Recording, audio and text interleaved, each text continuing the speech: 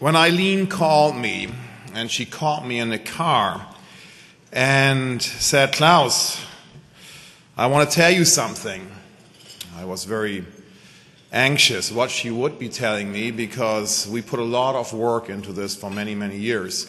And she said, and the message was first a little garbled, she said, "You won." And I actually had to listen twice. I said, "Did you just say we won?" And she said, "Yes, you won."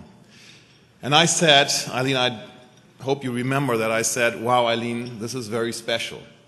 This is very special to me personally for a whole host of reasons. This is very special to all of the Alcoans that you see here tonight.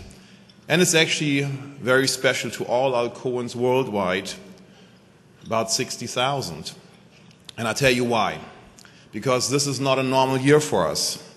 About exactly 125 years ago, a young man, 22 years old, Charles Martin Hall, wanted to be the richest man on this planet. He asked his professor, and he said, "What do I do in Pittsburgh, right? The center of industrial revolution. What do I do to become the richest man on this planet?" And the professor said, "There's this magic miracle metal, aluminum, and nobody can produce it." He put all of his effort, all of his work behind it, and he invented the industrial process of aluminum making 125 years ago. So we celebrate the 125th anniversary this year.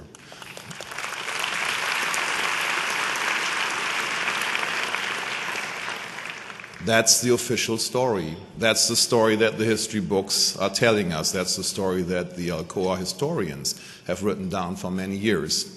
It so happens that it's only part of the story, because young Charles Martin Hall had a sister called Julia, and she envisioned an environment that was exactly like the young lady here on the video that we saw first envisioned. Women at that time could not only not vote, they could actually not do all the things that were on that blackboard. For real, not just in a video, not just like today. Julia also didn't take no for an answer. We don't know whether she wanted to become the richest woman on this planet, but she was the older sister and she studied chemistry, as did Charles Martin. And it is very clear from what the records show us that she was a very strong driving force in helping him to get it done to basically crack the code. I actually was touched when a little while ago an Alcoan sent me an email, and she attached a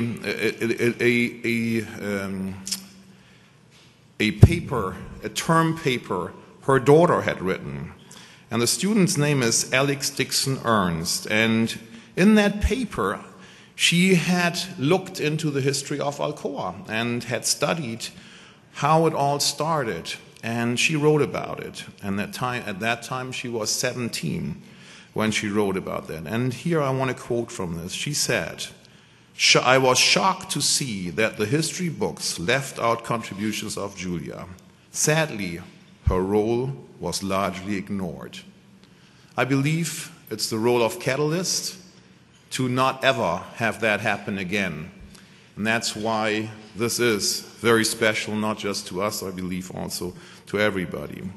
We celebrate the 125th anniversary this year, and we actually do this as we speak in Pittsburgh. The team just came over here for this very, very fantastic event.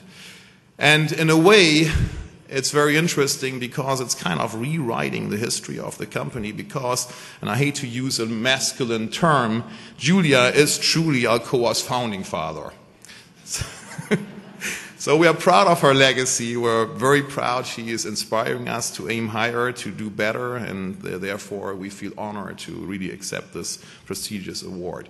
When you think about the award, it kind of feels, and standing up here looking down and looking up there is fantastic. Honestly, you almost feel like you don't want to go away here, but you all want to get home, right? So it's like with the Oscars, I feel, you know. And I'm not speaking of experience, you know. It feels good to be nominated, but in the end, you know, nomination isn't everything you want to win, and so we also. So we also felt like it's winning. But you know what? For us and for the team, it wasn't winning the award. It was actually winning in business. It was winning in business, and we all believe in one common theme. Today, more than ever, information flows around the world. When we say something at one place in Saudi Arabia, in a place that's basically covered with sand until we build something there, it floats around the world through Thomson Reuters and others, and everybody knows about it. So what is the only sustainable competitive advantage these days? We believe it's talent. It's the only sustainable competitive advantage. If we believe in that, then we have no choice to really reach out to every pocket of talent. We cannot leave 50% of the world's population out. We need to be inclusive. This has become, to us, the winning theme. That's what we mean, and that's what drives us. So I'm very happy, and you saw some of that in the video, that we today have 37% of the promotions last year were women that got promoted. We have a higher engagement score, we measure that every year worldwide, in women than we have in men. Pretty impressive, We have improved the retention rate of women, and we continue to work on that. And we have here tonight, sitting over there, as you saw, 30 of those Alcoa success stories. And if you have a chance, you will see that some have come far away from places that maybe some of you have actually never seen. Iceland, Brazil, Spain, and Indiana. So these are our women in hard hats. So give us a cheer.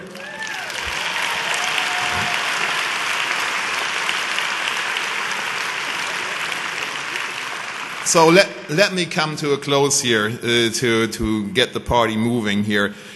I'm very inspired by this, inspired also by Julia, by Alex, who wrote this essay, and her mother passing it on. Alex is currently, by the way, studying chemical and biomedical engineering. And guess what? We have her email address, and the moment she graduates, we will reach out and try to hire her, right? So I really hope, and I'm sure, that an event like this gives everybody and more companies like Alcoa the opportunity to take the Catalyst Award home, to be inspired. And I feel that sometimes it takes a hard hat to break the glass ceiling. Thank you very much.